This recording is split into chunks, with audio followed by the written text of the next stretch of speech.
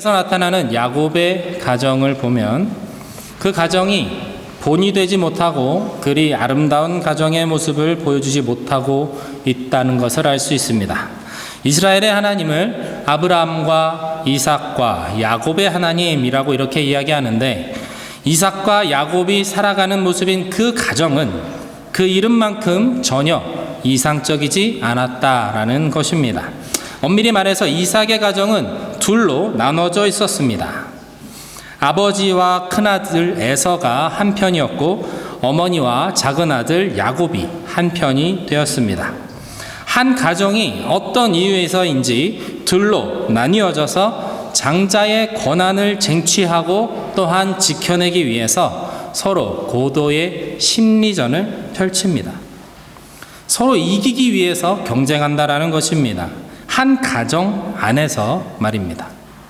우리가 잘 알듯이 사냥에서 돌아온 에서가 배가 너무 고픈데 마침 팥죽을 쓰고 있던 야곱에게 팥죽을 한 그릇 달라라고 요청을 합니다. 야곱은 그때를 놓치지 않고 장자의 권리를 나에게 주십시오라고 요구를 합니다. 급한 성격의 에서는 장자의 권한과 그 팥죽 한 그릇을 맞바꾸게 됩니다. 그리고 이 거래는 실질적으로는 아버지인 이삭의 허락을 통해서만 이루어질 수 있는데, 이삭과 에서는 이 장자의 권한을 야곱에게 줄 생각이 없었습니다.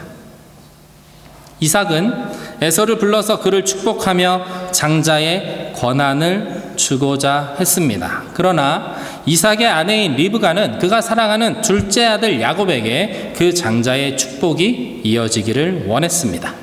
이삭은 자신이 좋아하는 별미를 큰아들인 에서가 만들어서 오면 기분 좋게 그것을 먹고 그 큰아들을 축복해 주려 했습니다. 그러나 이러한 이삭의 계획은 리브가와 야곱의 계략으로 인해서 완전히 망쳐지게 됩니다.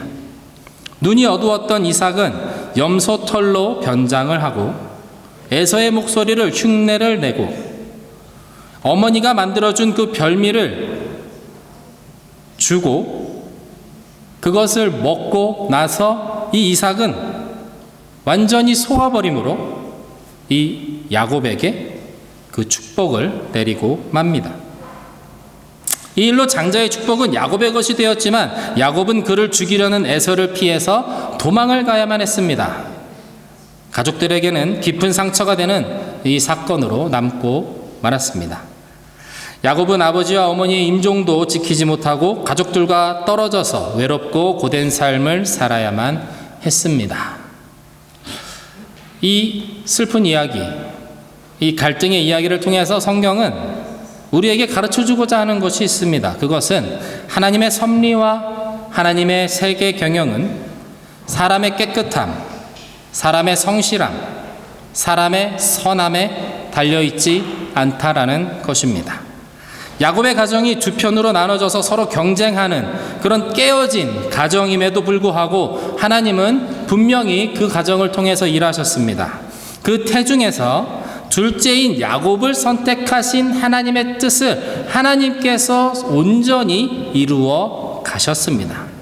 전혀 은혜롭지 않고 전혀 아름답지도 않은 이런 아귀다툼 속에서 지극히 인간적인 그 욕심의 현장의 한복판에서 하나님의 역사는 멈추지 않았다라는 것입니다. 그 역사의 거대한 물줄기는 유유히 흘러갔다라는 것입니다. 그렇다면 성경 속에서 악역을 감당하는 이 사람들은 어떻게 되는 것일까요? 때때로 청년들에게 성경의 이야기를 읽으면서 성경 속에 등장하는 악한 사람들, 대표적으로 모세의 대적으로 나오는 이집트의 바로나 예수님을 십자가에 못 박는데 결정적인 역할을 했던 본디오 빌라도와 같은 사람들은, 그리고 예수님을 팔았던 유다와 같은 사람들은 하나님께서 이미 선택하셔서 그들을 악한 사람으로 사용한 것입니까? 라고 질문을 하기도 합니다. 대답하기 굉장히 까다롭기도 하고 어려운 질문입니다. 그러나 저 역시 말씀을 읽고 하나님을 알아가면서 사랑이신 하나님은 인간의 선택을 존중하는 분이심을 깨닫습니다. 하나님께서 선악과를 만드신 가장 큰 이유는 인간의 자유로운 선택을 존중하고 보장해주기 위함입니다. 이 자유로운 선택이 하나님과 인간의 사랑의 관계에서 가장 중요하기 때문입니다. 그래서 하나님은 사람에게 죄를 선택하고 하나님을 배반할 수도 있는 그만큼까지의 자유까지도 허락하신 것입니다. 이제 우리가 함께 묵상한 사순절 말씀에서 마태복음 26장 24절 25절의 말씀을 보면 이렇게 쓰여 있습니다. 제가 읽겠습니다. 인자는 자기에게 대하여 기록된 대로 가거니와 인자를 파는 그 사람에게는 화가 있으리로다. 그 사람은 차라리 태어나지 아니하였더라면 제게 좋을 뻔하였느니라. 예수를 파는 유다가 대답하여 이르되 랍비여 나는 아니지요. 대답하되 내가 말하였도다 하시니라. 여기서 인자, 영어로는 Son of Man이라고 되어 있는데 이것은 예수님 자신을 가리킵니다. 예수님은 기록된 대로, 말씀에 기록된 대로 예수님의 길을 가십니다. 이것은 십자가에서 세상의 죄를 대신 지고 죽으셔야만 하는 그 길로 이미 말씀 안에서, 하나님 안에서, 그리스도 안에서 정해진 길입니다.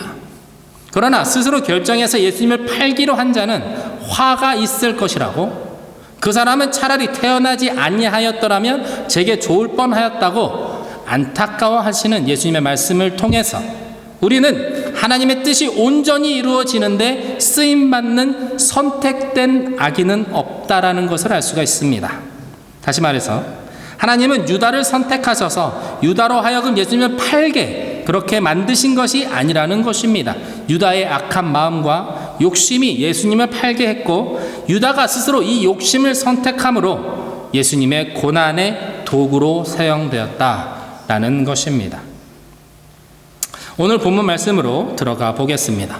사사기 14장의 말씀을 보면 장성한 삼손이 하는 선택은 모두 다 하나같이 율법을 거스르며 하나님의 뜻과는 거리가 먼 것들로 보여지는 것을 발견할 수 있습니다.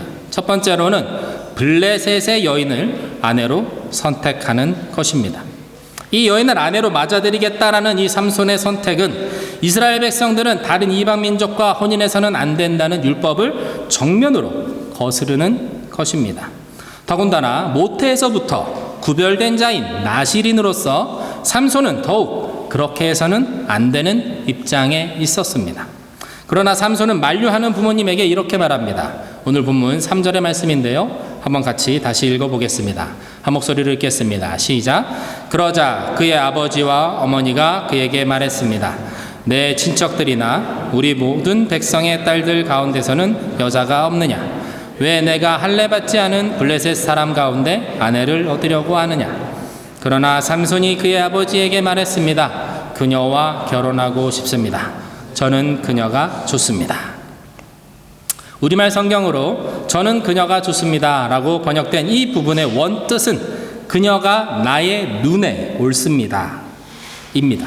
나의 눈에 옳은 선택을 하는 것, 그것은 나의 육신의 연약함을 반영하고 나의 육신의 쾌락과 즐거움을 쫓아 선택하는 일이 됩니다. 자신의 눈에 좋은 대로 여인들을 취했던 죄악으로 인해서 대홍수의 심판이 일어났습니다. 더군다나 사사기의 핵심적인 주제의 말씀이 무엇입니까? 그때에 이스라엘의 왕이 없으므로 사람이 각기 자기 소견에 옳은 대로 행하였다라는 말씀입니다.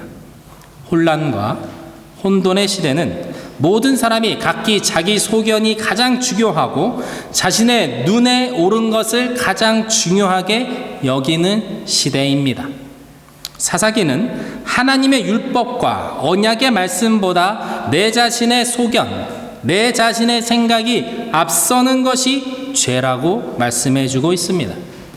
율법을 중심으로 한 부모님의 설득에도 아랑곳하지 않고 블레셋 여인을 자신의 눈에 옳은 대로 선택하는 삼손의 모습을 통해서 사사기는 이것이 바로 죄다라고 말해주고 있는 것입니다.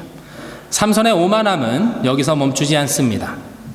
블레셋 여인을 데리러 딥나라는 곳으로 내려간 그는 포도밭에서 젊은 사자를 만나게 됩니다. 그는 그 젊은 사자, 어린 사자를 염소 새끼를 찢듯이 맨손으로 찢어서 죽입니다. 그러나 그는 이 일을 부모님에게 말하지 않습니다. 여호와의 영이 임하여 맨손으로 사자를 이길 수 있었음에도 삼손은 이 일을 부모님께 말하지 않습니다. 그리고 며칠 후 다시 그곳을 지날 때 사자의 그 시체에 벌집이 생겨서 꿀이 맺혀 있는 것을 발견합니다. 그리고 그 꿀을 떠서 자신이 먹고 부모님들에게도 가져다 드립니다. 그런데 이번에도 무슨 일이 있었는지, 그 꿀이 어디서 난 것인지 부모님에게 말하지 않습니다. 여기서 말하다, 부모님께 말하다라는 그 말하다로 쓰인 이 단어는 일반적으로 말을 하다라는 동사인 히브리어 아마르라는 말을 쓰지 않고 설명하다, 수수께끼를 풀다, 계시를 풀어내다 라는 뜻을 가진 나가드라는 동사를 쓰고 있습니다. 이 말이 무엇이냐면 단순히 말을 하는 것, 어떤 정보를 전달하는 차원이 아니라 그 행동과 사건의 의미, 그 사건 안에 숨겨져 있는 어떤 계시의 뜻에 대해서 전달하지 않았다라는 것을 의미한다라는 것이죠. 삼손은 나실인입니다. 그러나 그는 영적으로 깨어있지 않은 나실인이었습니다. 시체를 만지는 것은 나실인에게 절대로 허락되지 않은 일입니다. 시체를 가까이 해서는 안 된다는 것이 나실인의 규례이기 때문입니다. 그럼에도 불구하고 삼손은 사자의 시체에서 나온 꿀을 아무런 거리낌 없이 먹고 있습니다. 삼손은 나실인으로 태어났습니다. 그렇지만 그는 나실인으로 완성되지 못했습니다. 블레셋의 지배 아래서 스스로 자신들의 하나님을 버리고 블레셋의 신들을 섬기며 살아가기로 한 이스라엘에서 삼손은 구별된 자로, 거룩한 자로, 나실인으로 자랄 수 없었던 것입니다. 이것이 삼손이 가진 딜레마이고 절망입니다. 그러나 하나님께서는 이러한 삼손을 포기하지 않으십니다. 그를 사용하십니다. 그를 구별하여 사용하시기로 하신 하나님은 당신의 언약을 삼손의 행태와는 상관없이 그 언약을 지켜내십니다. 4절의 말씀인데요, 우리 한번 같이 읽어보겠습니다. 시작. 그의 아버지와 어머니는 이 일이 여호와로부터 온 것인지 알지 못했습니다. 여호와께서는 블레셋을 물리칠 기회를 찾고 계셨습니다. 그 당시 블레셋 사람들이 이스라엘을 지배하고 있었습니다. 이 일이 여호와로부터 온 것인지 부모님은 알지 못했습니다. 물론 삼손도 알지 못했을 것입니다. 블레셋을 치고 이스라엘을 다시 세우고자 하시는 하나님의 구원의 역사가 시작된 것을 삼손의 부모님도, 당사자인 삼손도, 이스라엘의 그 누구도 몰랐다라는 것입니다. 영적으로 어두운 시대의 나실인 삼손의 오만함과 그의 방종조차도 하나님께서는 도구로 사용하셔서 당신의 구원의 역사를 이루시는 분이라는 것을 사사기는 말씀해주고 있는 것입니다. 이때 블레셋의 지배 아래 있던 이스라엘은 전혀 블레셋의 그 지배와 억압에 대항할 마음이 없었습니다. 그러다 보니까 이 블레셋에 맞서는 이스라엘의 군대에 대한 이야기가 전혀 등장하지 않습니다. 그저 삼손 혼자서 블레셋에 대항해서 전쟁을 치르는 장면들이 곳곳에서 등장할 뿐입니다. 삼손 혼자서 블레셋을 괴롭히고 또 수천의 블레셋 사람들을 쳐서 무찌르면서 이스라엘의 삼손이 사사로 있는 20년 동안 블레셋이 이스라엘의 삼손에 대한 두려움을 가지게 하는 정도, 그것에 그쳤습니다. 이전처럼 힘을 합쳐서 이스라엘에 미치고 있는 이방 민족의 영향력을 함께 몰아내는 이스라엘 12지파의 단합력을 보여주지 못하고 있다는 것입니다. 이스라엘은 지쳤습니다. 절망했고 포기했습니다. 지난번에 함께 나눴던 삼손의 탄생에 대해서 다루고 있는 사사기 13장은 이스라엘의 영적인 상태를 정확하게 짚어주고 있습니다. 그들이 죄악으로 인해서 일어난 블레셋의 억압에 대해서 돌이키고 회개하는 그 부르짖음을 잃어버린 상태, 그것이 지금 이스라엘의 상태라는 것을 보여주고 있는 것입니다. 아프고 괴로워도 더는 하나님을 찾지 않는 지경이 되었다라는 것입니다.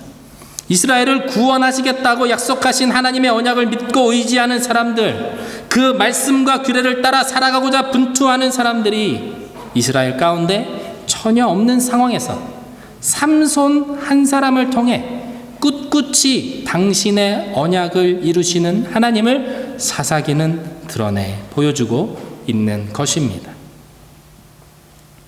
오늘은 십자가를 지시기 위해서 예루살렘에 입성하시는 예수님을 기념하는 종려주일이고, 예수님의 십자가의 고난을 기억하는 고난주간이 시작되는 날이기도 합니다. 사순절을 맞이하며 우리는 예수님의 십자가 고난이 참으로 놀라운 하나님의 구원의 역사임을 다시 상기할 필요가 있습니다.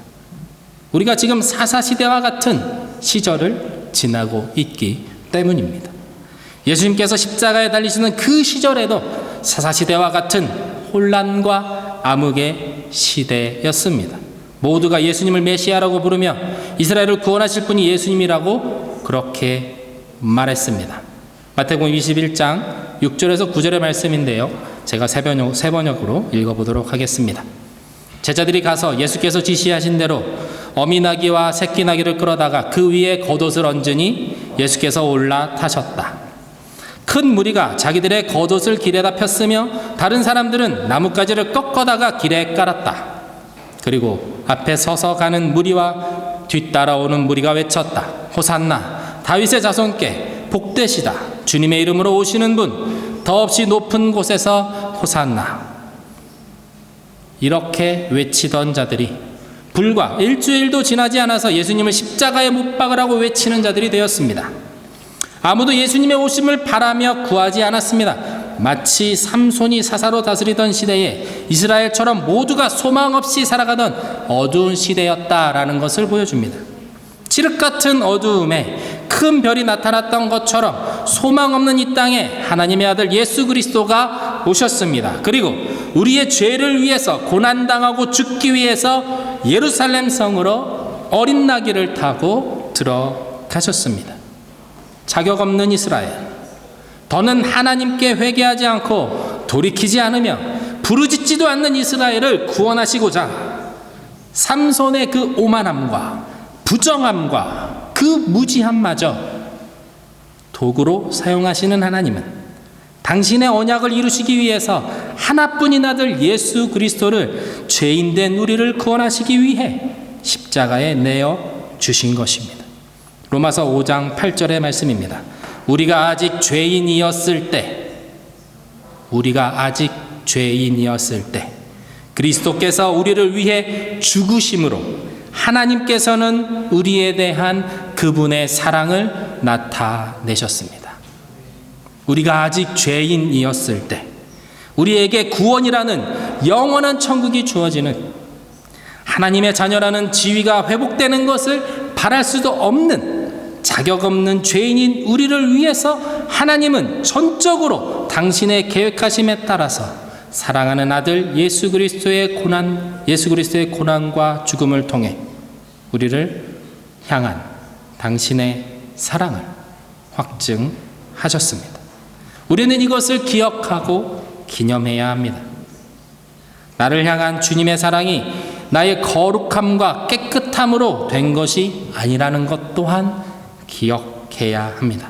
자격 없는 죄인인 나를 여전히 사랑하시는 그분의 사랑이 우리를 일으켜 세우고 당신의 부활의 영광으로 이끌고 가십니다. 이 진리의 사건을 가슴 깊이 새기는 이 사순절이 되시기를 바랍니다. 이 놀라운 십자가의 능력을 믿고 의지하며 이 광야와 같은 세대를 믿음으로 살아내는 저와 여러분 모두가 다 되시기를 주님의 이름으로 축원드립니다. 이 시간 함께 찬양하며 주신 말씀 붙잡고 기도하겠습니다.